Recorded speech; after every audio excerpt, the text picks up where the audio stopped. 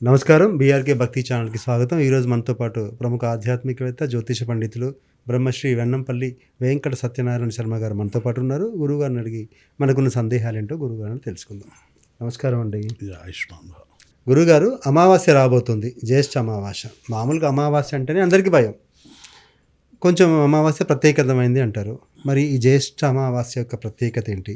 ఆ రోజు మనం ఏం చేయాలి? అంటే ఏమైనా ఇంట్లో నెగిటివ్ ఎనర్జీ ఉన్నా, పాజిటివ్గా మారాలన్నా, ఆ రోజు అమావాస్య రోజు ముందు జ్యేష్ఠ అమావాస్య విశిష్టత చెబితే ఆ రోజు చేయాల్సిన పనులు ఏంటో చెప్పండి. ఫస్ట్ జ్యేష్ఠ మాసం కోసం చెప్పుకుందాం. సార్. జ్యేష్ఠ మాసానికి అధిపతి జ్యేష్ఠాదేవి శనేశ్వరుడు. ఓకే. జ్యేష్ఠాదేవి శనేశ్వరుడు ఎవరు?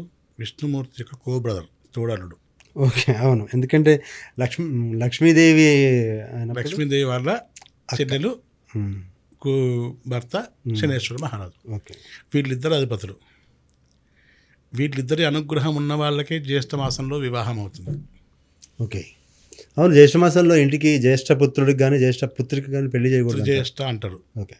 ఉన్నారా? అయితే ఈ జ్యేష్ఠ మాసంలో ఉదాహరణ, నేను ఇంటికి పెద్ద కుమారుడిని, కానీ నేను పెద్దాన్ని అనుకోవటం కాదు, గర్భానికి తొలుచులు కాకూడదు. ఓహో, ఓకే ఓకే. గర్భానికి తొలుచులు కాకూడదు. ముందు అమ్మాయి పుట్టచ్చు, ఎవరైనా పుట్టచ్చు. అబ్బాయిలలో నేను పెద్దవాడిని కావచ్చు, సంబంధం లేదు. గర్భానికి తొలుచులు కాకూడదు. అది ఈ శనేశ్వరుడు యొక్క అనుగ్రహం ఉన్న వాళ్ళకు జ్యేష్ఠ మాసంలో వివాహాలు. శనేశ్వరుడు అనుగ్రహం ఉన్న వాళ్ళకు జ్యేష్ఠ మాసంలో ఎటువంటి ఆపదలు రావు. ఎవరికైతే శనేశ్వరుడు యొక్క అనుగ్రహం ఉండదో ఈ శని యొక్క నైతిక బాధలు జ్యేష్ఠ మాసంలో బాగా విస్తరించి ఉంటాయి. ఓకే. అదేవిధంగా ఈ జ్యేష్ఠాదేవి పుట్టింది జ్యేష్ఠ మాసంలో, జ్యేష్ఠ నక్షత్రంలో జన్మించింది. కాబట్టి జ్యేష్ఠ మాసంలో జ్యేష్ఠాదేవికి పూజ చేయాలి. పూజ చేసుకుంటే ఆమె యొక్క కష్టాలు మనకు తొలగిపోయి లక్ష్మీ అమ్మవారు మన ఇంటికి వచ్చే అవకాశం ఉంటుంది. ఓకే. ప్రత్యేకించి జ్యేష్ఠ అమావాస్య రోజు ఏంటంటే ముఖ్యంగా కుమారులు ఉన్నటువంటి తల్లులు తప్పకుండా జ్యేష్ఠాదేవిని పూజించాలి. ఒక్క రోజు అమావాస్య రోజు తప్పకుండా. అదేవిధంగా ఒక సువాసన పిలిచి భోజనం పెట్టాలి. జ్యేష్ఠాదేవి స్వరూపంగా భావించి భోజనం పెట్టాలి. ఓకే. భోజనం బట్టి వాళ్ళకి కావాల్సిన బట్టలు శక్తిని బట్టి వారికి యథేచ్ఛ చేసి వారిని పంపించేటప్పుడు వెనకాల నీళ్ళు చల్లుకుంటూ వెళ్ళాలి. వాళ్ళ వెనకాల జ్యేష్ఠాదేవి పోతుంది, మా ఇంటికి లక్ష్మి వస్తుంది. ఓకే. చిన్న సింపుల్ చిట్కా ఇది. అంటే మన ఇంట్లో లక్ష్మి రావాలనే ఒక ఉద్దేశం ఉన్నవాళ్ళు. అదేవిధంగా జ్యేష్ఠాదేవి శనేశ్వరుని యొక్క బాధలు తగ్గేందుకోసం ఎవరికైతే శని మంచి స్థానంలో ఉంటాడో వాళ్లకు జ్యేష్ఠ మాసం అద్భుత ఫలితాలను కూడా ఇస్తుంది. ఓకే. శని అనుగ్రహం వాళ్ళు. అదేవిధంగా ఈ జ్యేష్ఠ బహుళ అమావాస్య నాడు ఇంకొక విశేషం ఏంటి అంటే, అమావాస్య కారకుడు యముడు. అవును. యముని సహోదరుడు శని. అవును. యముని సహోదరుడు శని. మొత్తం అంతా ఇంటర్లింక్, ఎవరికొవరు కలిసి అన్నప్పుడు ఈ శని చేస్తున్నామంటే ఆటోమేటిక్గా యముడు కూడా చూస్తుంటాడు, మా తమ్ముడు చేస్తున్నా లేదా, మా తమ్ముని కొంచెం కొంచెం కాబట్టి నన్ను కూడా ఆలోచిస్తుండ్రు. అంటే నా గురించి ఎవరికొవరికి భోజనం పెడతారు. అదేవిధంగా యముని భార్య పేరు శ్యామలాదేవి. ఆమె కూడా ఆలోచిస్తుంటుంది, ఓహో మా చెల్లెను మా మరిదిని పూజ చేసినట్లు మాకు కూడా ఆలోచిస్తాను కాబట్టి అన్నప్పుడు ఏంది, ఈ శ్యామలాదేవి వల్ల ఆ ఇంట్లోపల జ్ఞాన సంపద పెరుగుతుంది. ఓకే. యముని వల్ల యముని బాధలు పోతాయి. అవును. శనేశ్వరుని వల్ల శనేశ్వరుని బాధలు పోతాయి. ఓకే. అదేవిధంగా జ్యేష్ఠ బహుళ అమావాస్య నాడు హనుమంతుని పూజ చేస్తే చాలా శ్రేయస్కరం. ఎలా ఆరాధించాలంటారు? ఎలా ఆరాధించాలి? పాదాలను స్పృశించకుండా, హనుమంతుని యొక్క పాదాలను స్పృశించకుండా. అసలు సహజంగా బ్రాహ్మణుడితోనే చేయించాలి హనుమంతునికి. ఓకే. హనుమంతుని మనం ముట్టుకునేంత శక్తి మనకు లేదు, ఉన్నది మనం తట్టుకోలేము మనం అతను ఆయన శక్తిని. కాబట్టి హనుమంతుడు ఏంది, మంత్రబంధనలో ఉంటాడు. మంత్రబంధనలో ఒకటి జగద్దైవాధీనం, తద్దైవం మంత్రాధీనం, తత్ మంత్రం బ్రాహ్మణాధీనం, తద్ బ్రాహ్మణో మమ దేవత. ఓకే. జగత్తు మొత్తం కూడా భగవంతునిపై ఆధారపడింది. ఆ భగవంతుడు మంత్రంపై ఆధారపడ్డాడు. మంత్రం బ్రాహ్మణుడు, ఆ మంత్రుడు బ్రాహ్మణుడు ఎక్కుతాడు. అందుకోసం బ్రాహ్మణుడికి నమస్కారం చేస్తాం. కారణం ఏంటి, ప్రతిదీ ఒక సంకల్పం చెప్పాలంటే బ్రాహ్మణుడు నీకుండేటువంటి సమస్యల వల్ల నీకు ఏ సమస్య ఉందో ఆ సమస్యను సంకల్ప రూపకంలో మీరు ఒక ఉద్యోగానికి అప్లై చేసేటప్పుడు అప్లికేషన్ ఫామ్ని ఇమ్ముతారు. మీ ఇంటర్ అడ్రస్ ఏంది, మీరు ఏం చదువుకున్నారో, మీ క్వాలిఫికేషన్ అని. అదేవిధంగా మీ అప్లికేషన్ ఫామ్ను ఈ యొక్క అర్చకుడు నింపి ఆ స్వామివారి యొక్క పాదాలపై పెడతాడు. ఓకే. పెట్టినప్పుడు ఆ యొక్క స్వామి అనుగ్రహం వల్ల మీకు ఆటోమేటిక్గా ఆయన ఇస్తాడు. ఆ ఫలితం ఏ రూపకంలో వస్తుంది అని మీరు అడగచ్చు. అది మానవ రూపంలో రావచ్చు, క్రియారూపంలో రావచ్చు, లక్ష్మీ రూపంలో రావచ్చు, ఏ విధంగా రావచ్చు. కాబట్టి మనం కోరిన కోరికను బట్టి వస్తుంది. కాబట్టి ఈ జ్యేష్ఠ అమావాస్య నాడు హనుమంతుని పూజ చేయడం ఇంపార్టెంట్. దానికి అర్క అంటే జిల్లేడు పుష్పాలు. మరి జిల్లేడు ఎందుకయ్యా? మరి శనేశ్వరునికి యమునికి తండ్రి ఎవడు? సూర్యుడు. అవును. అంటే ఆ కుటుంబాన్ని మొత్తం మనం పూజిస్తున్నాం. ఓకే. కాబట్టి అర్క పుష్పాలతోని పూజ, అదేవిధంగా అర్క సమిధలతోని హోమం, జిల్లేడు సమిధలతోని హోమం చేయటం వల్ల ఆ ఇంట్లో జ్యేష్ఠాదేవి యొక్క బాధలు తగ్గి, శనేశ్వరుని బాధలు తగ్గి, ఆ ఇంట్లో లక్ష్మీ కటాక్షం బ్రహ్మాండంగా సాగుతుంది. నిజంగా అమావాస్య యొక్క విశిష్టత అంటే ఆ ఇంట్లో లక్ష్మి రావడంతో పాటుగా అందరూ సుఖ సంతోషాలతో ఉంటారు. ఇలాంటి ఆకస్మిక మరణాలు అవి కూడా లేకుండా యముడికి వీళ్ళందరూ ఉండడం కోసం అప్పుడు మనం ఒక పరివారాన్ని మనం పోషిస్తున్నాం ఆ రోజు. అవును. కాబట్టి ఆ పరివారం అనేది ఇంపార్టెంట్.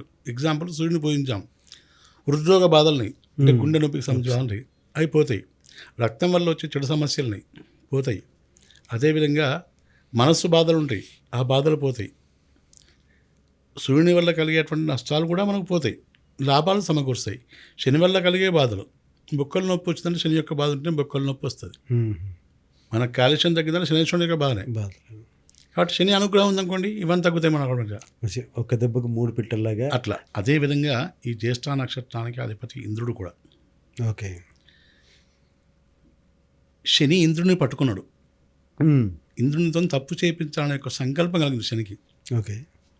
ఎందుకంటే మరి దేవతలకే రాజు కదా ఇంద్రుడు, మరి ఆయనకు కూడా ఏమైనా శక్తి, ఆయనకు కూడా ఇంత బాధ కలిగించాలి అనే యొక్క సంకల్పం కలిగింది. అప్పుడు దేవాసురుడు అంటే దేవతలు ప్లస్ అసురుడు ఇద్దరు కూడా అన్నదమ్ములే. అవును, ఒక తల్లి ఇద్దరు అన్నదమ్ములే. ఈ ఇద్దరికి పౌరోహిత్యం చేసేటువంటి వ్యక్తి వృత్రాసుడు అనే ఒక బ్రాహ్మణుడు. ఓకే. వృత్రాసుడు అనే బ్రాహ్మణుడు. ముఖము గుండ్రంగా ఉంటుంది, 3 ముఖాలు కలిగి ఉంటుంది. వృత్రాసుడికి ఒక ముఖం తింటూ ఉంటుంది, ఒక ముఖం తాగుతూ ఉంటుంది, ఒక ముఖం జపిస్తూ ఉంటుంది. ఎప్పుడు యుద్ధం చేస్తున్నా కానీ రాక్షసులే గెలుస్తాను, అసురుడే గెలుస్తాను, దేవతలు ఓడిపోతున్నారు. అసలు ఏంటి అని చెప్పి ఇంద్రుడు పోయి బ్రహ్మదేవుడిని అడిగిండు. అంటే మన పౌరోహిత్యుడు చేసే పని అయ్యా, మనమేం చేద్దాము, ఏం చేస్తాం, మనం వాడికి కావాల్సి మనం పోయట్లేదు, వాళ్ళు వస్తున్నారు అని చంపేస్తా అని చెప్పి పోయి చంపేశాడు. చంపేస్తే బ్రహ్మహత్య పాపం చుట్టింది, అమరాధిపత్యాన్ని కోల్పోతాడు ఇంద్రుడు. ఓకే. అప్పని ఎట్లా అమరాధిపత్యం బాగా ఇప్పుడు నా పరిస్థితి అని చెప్పి మనస్థాపన స్టార్ట్ అయింది కదా, శని పెట్టింది కదా, ఎట్లా అని చెప్పని బ్రహ్మదేవుని వచ్చి మళ్ళీ వేడుకుంటే నీ శాప విముక్తి కావాలి, నీ శాప విముక్తి చేసుకో అని చెప్తాడు. నీ శాప విముక్తి చేసుకో అని చెప్పంటే ఆ శాప విముక్తి ఏమిటి అని చెప్పంటే ఫస్ట్ నువ్వు వెళ్ళి నీటిని సంప్రదించు. ఓకే. జలదేవతలను. ఆ తల్లి ఏముంటుందంటే గంగాదేవి, నీ యొక్క పాపాన్ని తీసుకుంటే మరి నాకేం పుణ్యం వస్తుంది, అంతే కదా, ప్రత్యామ్నాయం ఏంటి అని అడుగుతారు. అమ్మ నీకు కూడా కొంచెం పాపం ఉంటుంది. ఏం పాపము? కొత్త నీరు వచ్చినప్పుడు జుగుప్సాకరంగా ఉంటుంది, ఆ నీటిలో మనం స్నానం చేయలేం. అవును, మురికిగా ఉంటుంది, అది ఉంటుంది. కానీ ఆ గంగలో మునిగితే ప్రతి ఒక్కరి యొక్క పాపాలు పోతాయి, ఇది చాలు అని చెప్పాడు. అక్కడి నుంచి వనదేవత దగ్గరికి వెళ్ళండి అంటాడు. వనదేవతలు అంటాడు, వాళ్ళు చేస్తారు. మాకేంటి మరి అమ్మ, వనదేవత అంటే ప్రతి ఒక్కరు వనభోజనం అని చెప్పి చేస్తారు, నీ దగ్గరకు వచ్చి భోజనం చేసుకొని పోతారు, తినిపోతారు. ఆ ఒక్కరోజు నీకు సంవత్సరం సమానం. కానీ నీకు శాపం ఏంటయ్యా అంటే ఇది చేసినందులో బంక, చెట్టుకు బంక. ఓకే. తప్పకుండా చెట్టుకు బంక ఉంటుంది. బంక లేనిది ఇక్కడ నీరు రాదు, ప్రతి చెట్టులో నీరు ఉంటుంది. ఆ నీరు బంక రూపకంలో వస్తుంది. కొన్ని పాల రూపంలో వస్తాయి, కొన్ని నీటి రూపంలో వస్తాయి, కొన్ని బంక రూపంలో వస్తుంది.